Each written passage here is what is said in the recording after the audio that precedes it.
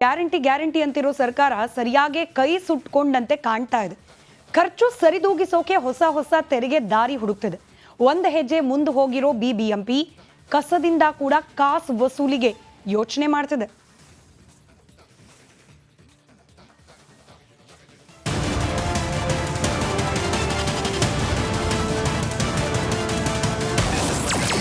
ರಾಜಧಾನಿಯಲ್ಲಿ ಮನೆ ಕಸಕ್ಕೂ ಸೇವಾ ಶುಲ್ಕ, ಗ್ಯಾರಂಟಿ ಹಣ ಸರಿದೂಗಿಸಲು ಹೊಸ ಮಾರ್ಗ.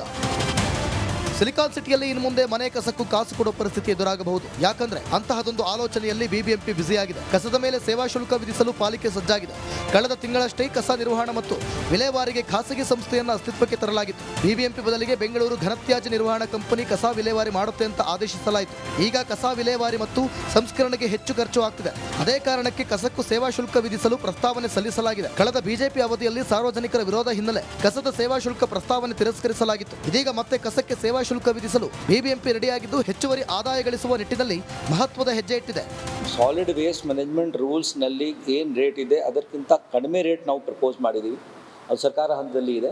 ಅದು ಯಾವಾಗ ಅಪ್ರೂವ್ ಆಗ್ತದೆ ಆ ಡೇಟಿಂದ ನಾವು ಅದನ್ನು ನಮ್ಮ ಆಸ್ತಿ ತೆರಿಗೆ ಏನಿದೆ ಅದರಲ್ಲಿ ಎಂಟ್ರಿ ಮಾಡ್ಕೊಂಡು ಮಾಡ್ತೀವಿ. ಗೌರ್ಮೆಂಟ್ ಅದರ ಮೇಲೆ ಡಿಸಿಷನ್ ತಗೊಳ್ತಿದೆ. ಒಂದು ವೇಳೆ ಕಸದ ಮೇಲೆ ಸೇವಾ ಶುಲ್ಕ ಜಾರಿಯಾದರೆ ಬಿಬಿಎಂಪಿಗೆ ವರ್ಷಕ್ಕೆ 800 ಕೋಟಿ ರೂಪಾಯಿ ಆದಾಯ ಸಿಗಲಿದೆ. ಆಸ್ತಿ ತೆರಿಗೆ ಮೂಲಕ ಕಸದ ಸೆಸ್ ಪಾವತಿಸಿಕೊಳ್ಳಲು ಕಂಪನಿ ಪ್ಲಾನ್ ಮಾಡಿದೆ. ಬಿಬಿಎಂಪಿಯ ಕಸ ನಿರ್ವಹಣೆ ಕಾಯ್ದೆ ಅನ್ವಯ ವಸತಿ ಕಟ್ಟಡಗಳಿಂದ ಗರಿಷ್ಠ 100 ರೂಪಾಯಿ, ವಾಣಿಜ್ಯ ಬಳಕೆದಾರರಿಂದ 200 ರೂಪಾಯಿ ಸೇವಾ ಶುಲ್ಕ ಸಂಗ್ರಹಿಸಲು ಅವಕಾಶವಿದೆ. ಪಾಲಿಕೆ ಆಲೋಚನೆಗೆ ವಿಪಕ್ಷಗಳು ಫುಲ್ ಗರಂ ಆಗಿವೆ. ಒಟ್ಟಲ್ಲಿ ಕಸಕ್ಕೂ ಟ್ಯಾಕ್ಸ್ ಹಾಕೋಕೆ ಹೊರಟ ಬಿಬಿಎಂಪಿ ವಿರುದ್ಧ ಸಾರ್ವಜನಿಕ ವಲಯದಲ್ಲೂ ಭಾರಿ ಆಕ್ರೋಶ ವ್ಯಕ್ತವಾಗಿದೆ. ದೀಪ್ತಿ ತೋಳ್ಪಾಡಿ, ರಿಪಬ್ಲಿಕ್ ಕನ್ನಡ, ಬೆಂಗಳೂರು.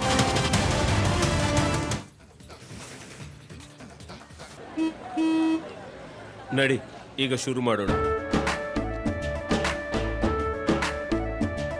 ಕೇಸರಿಯಿಂದ ಮನೋಲ್ಲಾಸ ಮನಸ್ಸು ಮತ್ತೇರಿ ಕುಣಿದಾಡಿದೆ ನೋಡು, ಮನಸ್ಸು ಮತ್ತೇರಿ ಕುಣಿದಾಡಿದೆ ನೋಡು.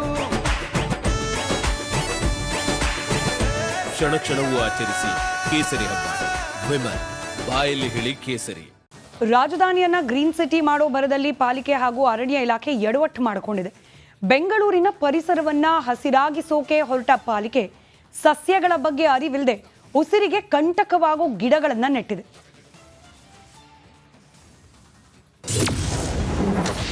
ಗಿಡ ಬೆಳೆಸುವ ಬರದಲ್ಲಿ ಬಿಬಿಎಂಪಿ ಎಡವಟ್ಟು.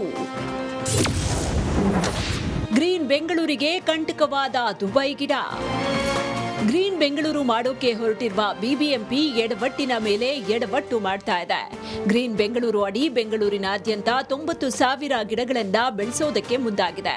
ಸದ್ಯ ರಸ್ತೆಗಳ ಡಿವೈಡರ್, ಖಾಲಿ ಜಾಗಗಳಲ್ಲಿ ಗಿಡ ನೆಡಲಾಗ್ತಾ ಇದೆ. ಅದೇ ಆತುರದಲ್ಲಿ ಪರಿಸರ ಮತ್ತು ಜನರ ಆರೋಗ್ಯಕ್ಕೆ ಮಾರಕವಾಗಿರುವ ಕೋನೋಕಾರ್ಪಸ್ ಅನ್ನೋ ಗಿಡವನ್ನ ಬೆಳೆಸಲಾಗ್ತಾ ಇದೆ.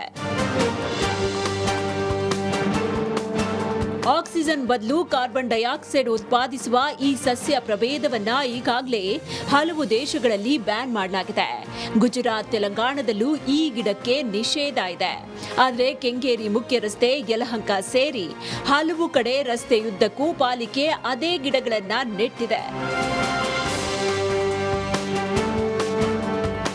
ದುಬೈ ಗಿಡ ಅಂತ ಕರೆಯಲ್ಪಡುವ ಈ ಸಸ್ಯ ಅಂತರ್ಜಲ ಮಟ್ಟ ಕುಸಿತಕ್ಕೆ ಕಾರಣ ಆಗುತ್ತೆ.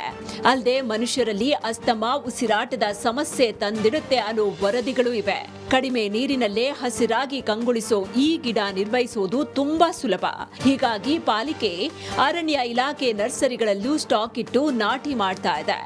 ಗಾಳಿಯಲ್ಲಿ ಬೀಜ ಹರಡಿದ್ರೂ ಈ ಗಿಡ ವೇಗವಾಗಿ ಬೆಳೆಯೋ ಶಕ್ತಿಯನ್ನ ಹೊಂದಿದೆ. ಆದಷ್ಟು ಬೇಗ ಗಿಡ ತೆರವು ಮಾಡಿ ಅಂತ ಪರಿಸರ ಪ್ರೇಮಿಗಳು ಈಗ ಎಚ್ಚರಿಸ್ತಾ ಇದ್ದಾರೆ. ಆ ಒಂದು ಗಿಡದಿಂದ ಮನುಷ್ಯನಿಗೆ ಉಸಿರಾಟ ಸಮಸ್ಯೆ ಆಗುತ್ತೆ, ಅವನಿಗೆ ನೆಗಡಿ ಆಗುತ್ತೆ, ಶೀತ ಆಗುತ್ತೆ, ಮತ್ತು ಅವನಿಗೆ ಮನುಷ್ಯನಿಗೆ ಬಹಳಷ್ಟು ತೊಂದರೆ ಕೊಡುವಂಥ ರೋಗ ರುಜಿನಗಳು ಬರೋವಂಥದ್ದು ಕಾಣುತ್ತೆ ಅಂತೇಳಿ ಭಾಳಷ್ಟು ತಜ್ಞರು ಹೇಳಿದ್ದಾರೆ. ಇವತ್ತು ಅಂಥ ಸಸ್ಯಗಳನ್ನು ಇವತ್ತು ಭಾಳಷ್ಟು ಕಡೆ ನೆಟ್ಟುಬಿಟ್ಟಿದ್ದಾರೆ.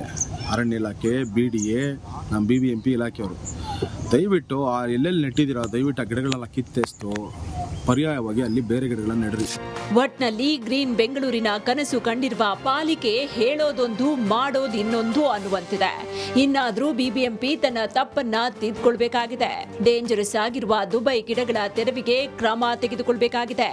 ಶೀಘ್ರದಲ್ಲೇ ಎಚ್ಚೆತ್ತುಕೊಂಡು ಈ ಮಾರಕವಾಗಿರುವಂತಹ ಗಿಡವನ್ನ ನಡಬಾರದು, ನಟ್ಟಿದ್ರೆ ಅದನ್ನ ನೀವು ರಿಮೂವ್ ಮಾಡಿ ಅನ್ನುವಂಥ ಆಗ್ರಹವನ್ನ ಪರಿಸರ ಪ್ರೇಮಿಗಳು ಮಾಡ್ತಾ ಇದ್ದಾರೆ. ಕ್ಯಾಮ್ರಾ ಪರ್ಸನ್ ಮುತ್ತುರಾಜ್ ಜೊತೆ ಧ್ರುವರಾಜ್, ರಿಪಬ್ಲಿಕ್ ಕನ್ನಡ, ಬೆಂಗಳೂರು.